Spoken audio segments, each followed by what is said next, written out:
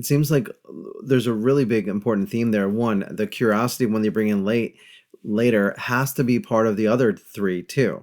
So Yes, looking at it accurately, getting feedback from your environment, looking at the data, not just your own subjective opinion, and having that curiosity. And I love the idea of doing it from a developmental perspective, not just from a review perspective, because it's for their benefit, not just for exactly, justification of some promotion or not in the other sense. This exactly. curiosity and the seeking diverse opinions, does that also go in the vein of making those ultimate important complex decisions, or are there other factors we need to bring in when considering those important decisions that leaders make? I definitely think there's some other things. If we think about important decisions leaders have to make, at its base, everything is change management. And so having a good grounding in change management process is really important for leaders.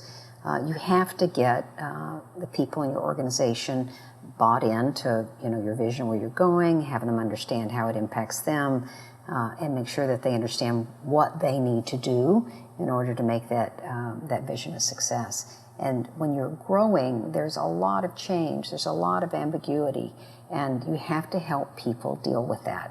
And so I think that's a really important framework for people to use. The other thing I would say is that you have to develop your team.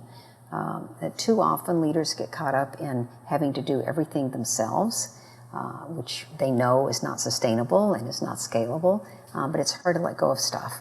And so what you want to do is make sure that you've put a team around you, and in fact, a team around them that can grow as the organization grows, so that you can offload stuff and they can offload stuff and the organization can still scale. And then lastly, to make sure that you consider process, right? Part of what happens when you're on this part of the S curve, the hypergrowth part, is that there's so much going on that you mentioned the Stephen Covey or Eisenhower box earlier.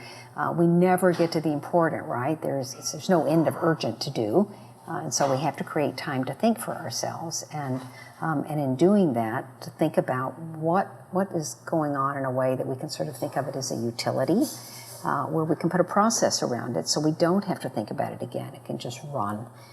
Because we don't want to what happens for big companies sometimes is they get stuck sort of at one end of this continuum. I think call it the SOP continuum, standard operating process, or seat of the pants.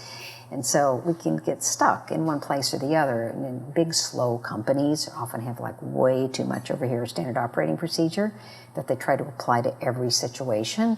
And startups often are way too far on the end here, seat of the pants. And you want to pick the right spot for the situation that you're in, not be wed to one answer or the other. So I think that's also super helpful for leaders as they try to deal with complexity. So it sounds like you really have to be mindful of where you are in that SOP continuum and have the adaptiveness to respond as the environment changes as well. Exactly.